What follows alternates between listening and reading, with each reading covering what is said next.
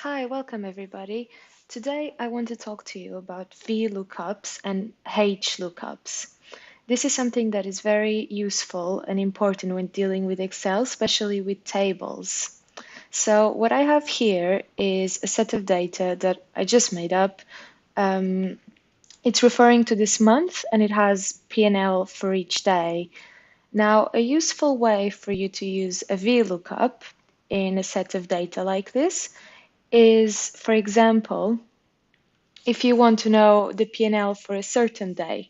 So the way it works is, for example, I want to know the P&L for the 10th of January 2019.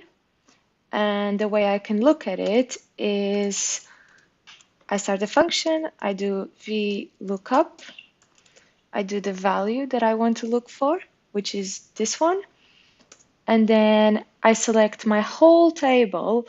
And this is something important when it comes to VLOOKUPs. The first column that you select is the column that we're looking for.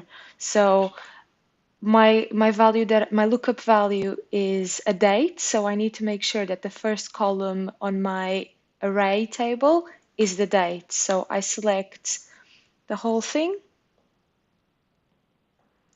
and then I go back to my formula. That's it. I want values on the second column. So this is column 1, and it's the column that I'm looking for. And column 2 are my values, so 2. And here I can decide either if I want an approximate match or an exact match. When you use VLOOKUPs, I recommend you always use the false option, so the exact match. So when I go like this, I look for the value on this day. Uh, Funny enough, it's 0, but for example, if I go back here and I put 229, it will give me 229. So going back to my formula, there's a few things that I want to tell you. So first thing is that, for example, if we wanted if we had an extra column in here, so I'm going to delete my formula and I'm going to insert something else, and here I can have, for example, an extra table called number. It doesn't really matter what it does. I'll just make it a number. I don't really care what the numbers are for. Can be all ones, I don't really care. So in this case, going back to our 10th of January, if I want to do a VLOOKUP now, I want it to be looking up for this value, selecting the whole table again, and now I'm looking, if I want P&Ls, I'm looking for 3. If I wanted the number, I would do 2. So if I wanted it to return 2, we can try it actually, and false, which is 0. 0 is false. So there you go. 1. If you can see that if I change it here to 3, it gives me my P&L. Likewise, if I change my date, so if I do 6 of January 19, it also gives me the P&L for 6th of January 19. Now, I want to explain to you how to be a bit more quick with doing formulas like this. So, for example, using your keyboard, not your mouse. So what you can do, just using my keyboard, is I can select that cell, and then instead of dragging and dropping like I was doing, so instead of selecting the whole thing, you can do Control Shift down, and that will select your whole table. This is very useful if you have big table and you don't have the time to go and selecting everything. You might miss a column as well, which is, it can be a pain if you have especially big data. So the other thing I want to tell you is dragging formulas. So this is very important. For example, if I want to look at this cell, I'm pointing here, but for example, if I want to then look at another day, so if I wanted to look at 19th of January 2019, and this is what Excel does so well, is if I drag and drop it, in this case, it went to the right place, but look at what happened to the formula. Do you see it here? It's come one cell down, so it was here. You can see it started on row 3, but when you dragged it down, it now starts on row 4, and that can be dangerous. For example, if now suddenly I decide to look for the 1st of January, if I drag this down, it doesn't find it. And why is that? Because it's not selected. So what we always need to make sure we do is we lock the cells. We can do this by pressing F4 here, and then here as well. So these dollar signs mean that the cells are locked. So now when I drag it down, I can find my value. Similarly, if you want to then push it to this side, you can see that this has now stayed the same because it's locked, but this cell has moved, and that's because I pushed it to the side. So what I can do is, because now we are looking for 50, and that's not what I want. I wanted to look for this value. So what I could have done to prevent that is here, instead of locking the whole cell, by pressing F4, I'm going to press F4 one more time and then one more time again, and the dollar sign is next to the column, it's next to G, so that means it's locked on G. So now when I drag it, there you go, and this one as well. So if I then drag it down, one more, and then I drag it to the side, you can see that it's now looking for the right values in the right column. Something to bear in mind when you do VLOOKUPs, and this is a mistake people often make, is you need to make sure that the data you're looking for is exactly what you have on your table.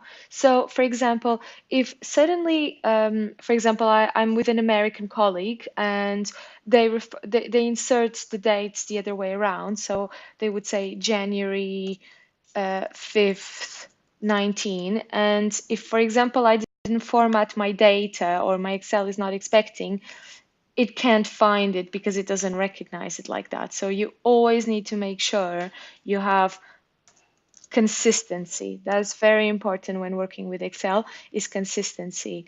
And this can happen in many different ways. For example, I've seen people do something like this. They have a data like this, and then they have, for example, a space, which is something you can't even trace so much. Actually, this is defaulting back to not having a space. But for example, let's put it as a string. So if I then here, if I put a space, look, and you can't even tell, right? You look at this data and you'd think it's in the same format, but obviously because it has the space, it can't look for it. And because I've made it into a string, it also can't look for it. And this is because it's looking for dates. So you need to make sure, usually when you get an NA, in my experience, is because the data is not matching. So you always need to make sure not only that it's in the same format, but it's looking at the right values. Now, moving on to H lookups, this is exactly the same logic, but instead of looking this way, so like the column starting here and moving to your right, H lookups, you're working down. So in this case, for example, going back to my date, so if I want to look for the 15th of January 2019, I'm going to, instead of, because you see how a VLOOKUP wouldn't work because I can't select an initial column because the data is across a row. So if I want to look for the 15th of January 2019, what I do is I do a HLOOKUP, and it works exactly in the same way. So I'm looking for this value. I am looking in this table, and again, the first one needs to be the row of the data you're looking for. You select the whole table, or as I've said to you before, you can also do this. You can do Control Shift down, select the whole thing, and if I want, for example, my number of items, I would put 2 because it's the second, so it starts 1, and then 2. It doesn't start from here, it starts from where I've selected.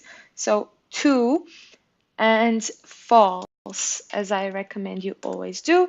And there you go, 31, which is here. If I wanted total cost, it would be 3.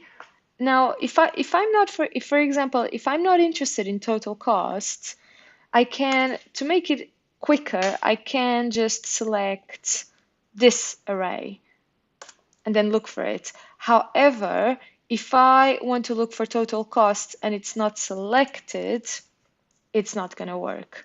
So I need to make sure that whatever it is I'm looking for, it's here. Right. So there you go. Like, this is a H lookup. This is a VLOOKUP.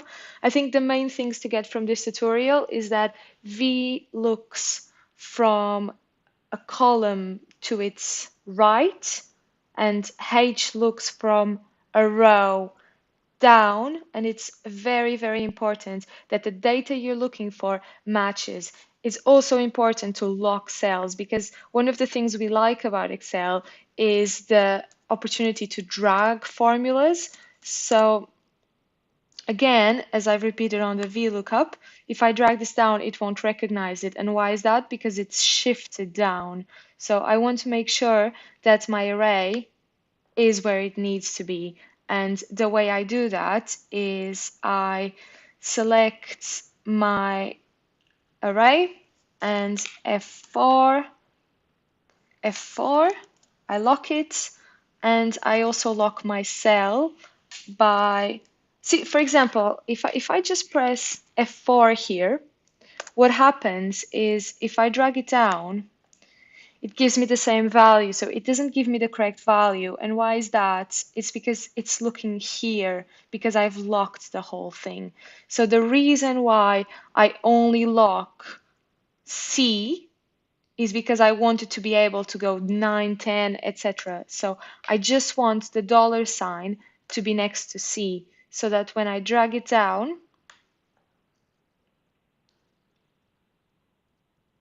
why is it not working? Oh, see, very important to make sure you're looking for values that actually exist. So there you go.